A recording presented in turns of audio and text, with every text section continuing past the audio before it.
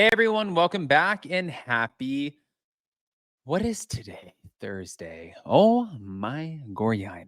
Okay, so lots to talk about, lots to discuss. Now, before we jump in, you guys know how this works because we're all over the place today from the Valley to Real Housewives of Orange County to a little bit of the Grizzlies. So this is just the gift that keeps on giving. I hate to say that because it's like you don't want to see the demise of other people or but also you're putting yourself on reality. I teeter back and forth. Like you're putting yourself on reality TV, so we're going to talk about it. And if you weren't on reality TV, you'd be considered a private citizen, not a public figure. So you wouldn't have to talk about it. But since you are, we're going to talk about it. Yep, I feel better. Okay, so before we jump in, go ahead, pop off in the comments section. If you're not subscribed, get subscribed. Don't forget to hit that notification bell, and let's jump right in.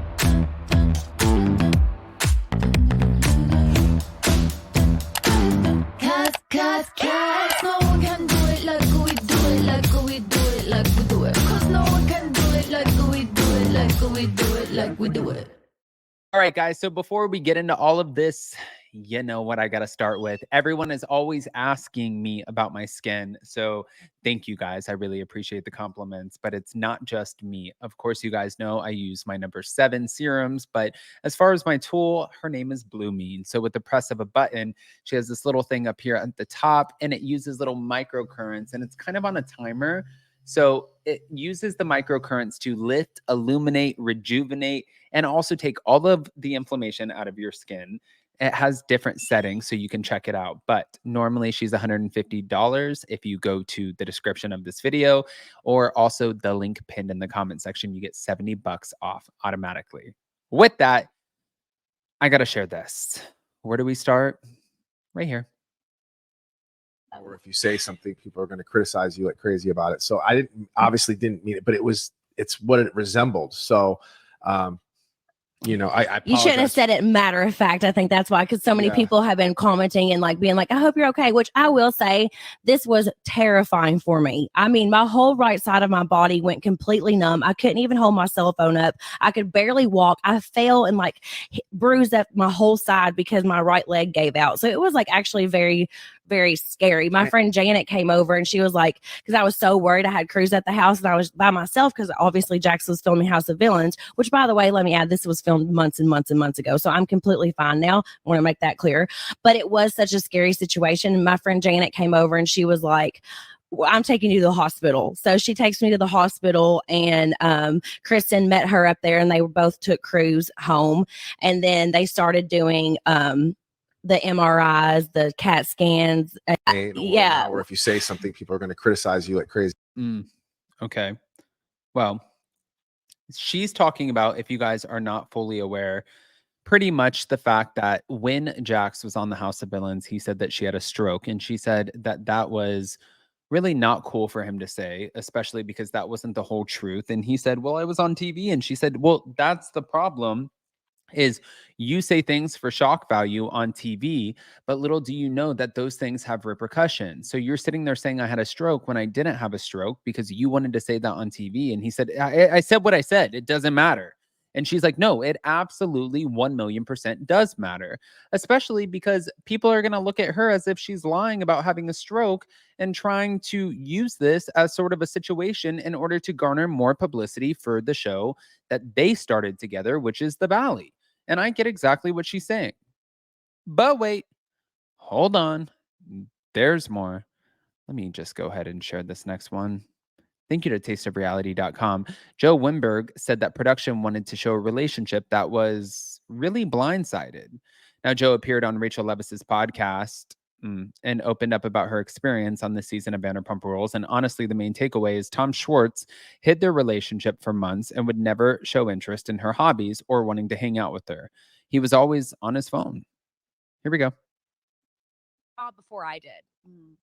And they didn't have to showcase that, but they decided to be like, we're sick of this. We're sick of the Schwartz. I think in their mind, they were sick of the Schwartz behavior.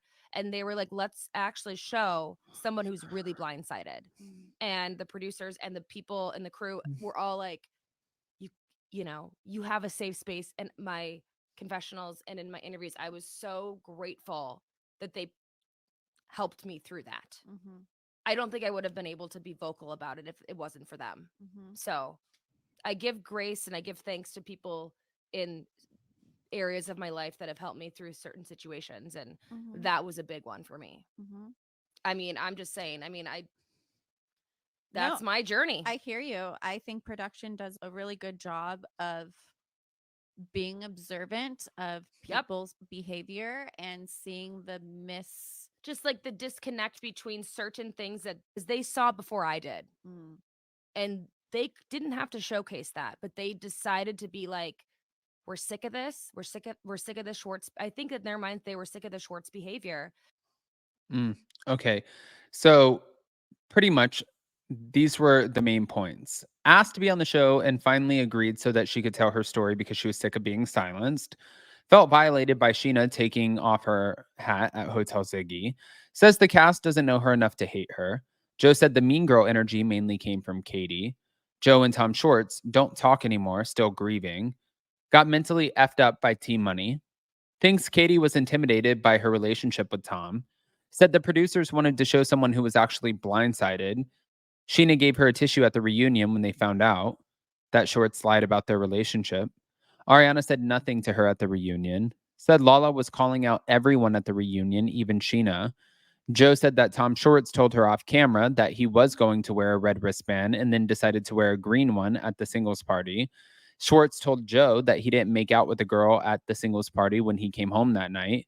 Schwartz hid their relationship the entire time. Wouldn't return to Vanderpump Rules unless they paid her $1 million. And Joe said that the ratings are only good thanks to Rachel. Okay. I mean, wow. Wow, Bethany. Wow. Talk about some blind loyalty. Just saying. Guys, we're not done yet, but that is some shit. And also, Sheena giving her, first of all, I wouldn't expect Ariana to talk to Joe at the reunion. I wouldn't see that because I think that Ariana fully believes that Joe was an accomplice in this affair. But then whatever Tom Schwartz was lying about, like, I hate to say this to Joe. I think a lot of people find people who have done bad things in the past, whether cheating on their spouses or exes or whatever, and they're like, oh my God, I'm different. I can fix that person. And those are great intentions to have. But unfortunately, sometimes history has a way of repeating itself. And it seems like you weren't able to fix that person or make that person the person that you wanted them to be that perfectly molds into your life. With that, we're going to go over to the Real Housewives of Orange County because there's more. Thank you.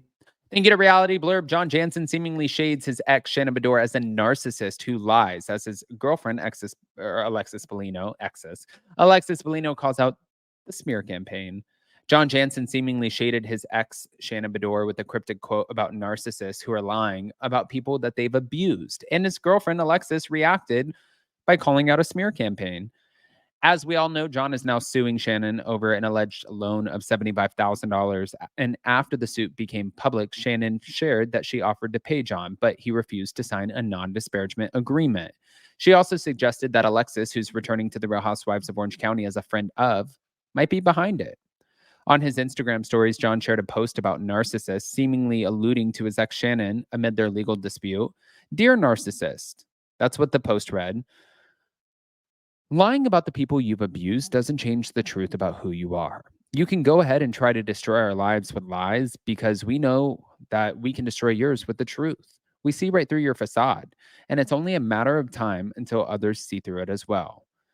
John then commented, never again. And Alexis liked the post and shared a comment of her own saying, smear campaign is done. Hashtag truth wins.